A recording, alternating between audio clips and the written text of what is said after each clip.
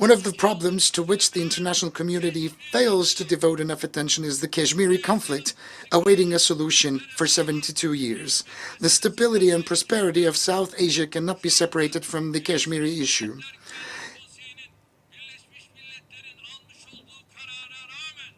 Despite the resolutions adopted by the United Nations Security Council, Kashmir is still besieged and 8 million people are still stuck in Kashmir. They cannot get out.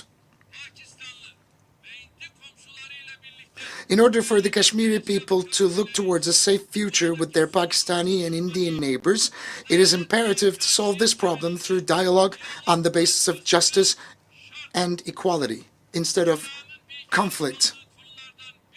Another issue that the world seems to remain indifferent is the humanitarian tragedy Rohingya Muslims are currently facing. The Independent Commission of Inquiry established under the United Nations has recorded the existence of a genocidal intent behind the events perpetrated in Myanmar's Rakhine State. Turkey will continue to carry out its initiatives and endeavors to ensure the security and fundamental rights of the Rohingyas, as well as the humanitarian relief activities we have undertaken since the first day. The invasions, the conflicts, and terrorist activities that continued in an uninterrupted fashion for almost 4 decades in Afghanistan have led to significant challenges at a global level. It is nighttime for peace and security to be restored. This is up to us to assume responsibility and take up action. Esteemed delegates, today one of the biggest threats to global peace and stability is the skyrocketing racist, xenophobic, discriminatory, and anti-Islamic rhetoric.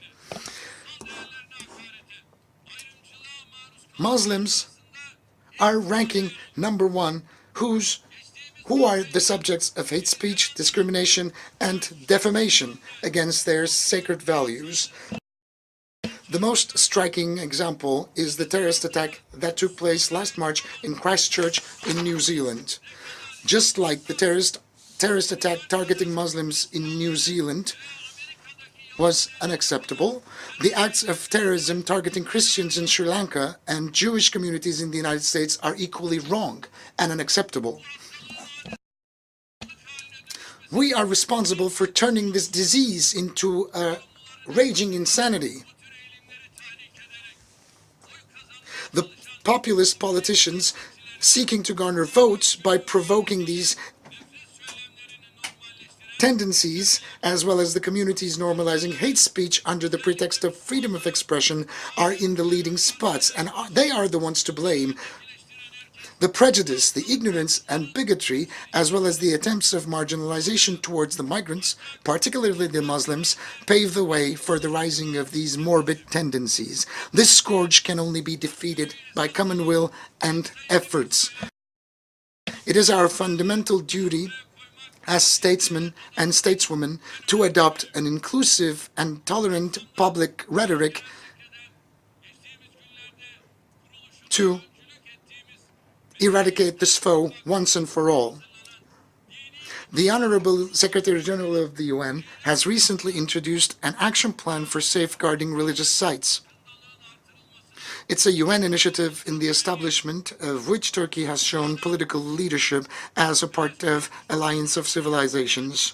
We hope that this action plan will help raise awareness on this issue, and I hereby request the designation of March the 15th by the United Nations as the day when the Christchurch attack was carried out to become the International Day for Solidarity Against Islamophobia.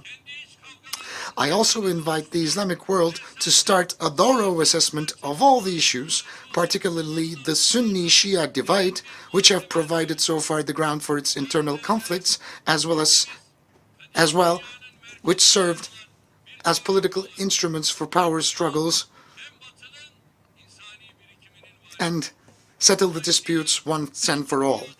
Turkey is a rightful successor to the collective heritage of both Eastern and Western civilizations due to our geographical location at the center of the ancient world. Therefore, we are obliged to take necessary steps forward and assume responsibility and rise up to the occasion.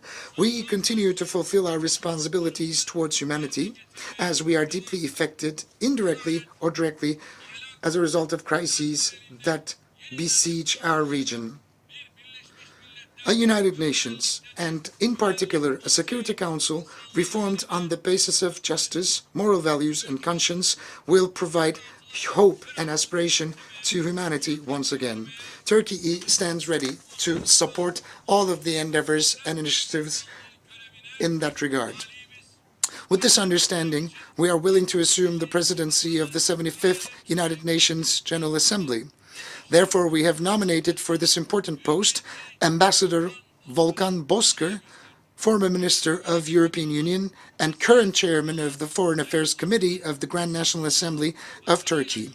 We have full confidence that Mr. Bozkır, a seasoned diplomat and politician, will shoulder this responsibility very successfully. I believe you will not spare your support to him. Istanbul, the biggest city in Turkey, currently hosts various UN regional agencies, and we would like to turn Istanbul into a bigger regional and a global hub for the United Nations. The United Nations Technology Bank for the least developed countries became operational in the vicinity of Istanbul last year. We also appreciate the positive and encouraging reactions we have received in return for our proposal to host a United Nations Youth Center in Istanbul, which I have announced last year from this very rostrum. The members to the UN Group of Friends of Mediation that we co-chair have reached 59.